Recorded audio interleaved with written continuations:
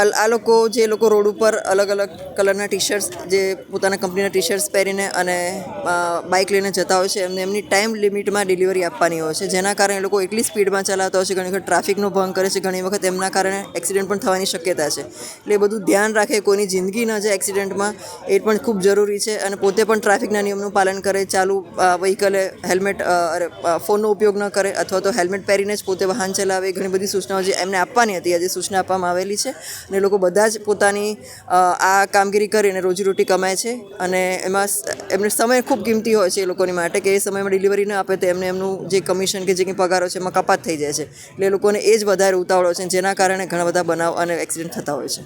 અમે બધા તમામ લોકોના અમે લોકો ફોન નંબર્સ લઈ લીધા છે અને અમે લોકો જે જગ્યામાં એ લોકો ઓપરેટ કરે છે બધાની માહિતી પણ અમે લઈ લીધી છે. અને એમાં અમારી રડારમાં પણ છે કે આવું કોઈ કામગીરી કરતા હશે એ લોકો તો ચોક્કસ એની પર પગલાં લઈશું અમે, અને અમે એની પર નજર પણ રાખેલી છે.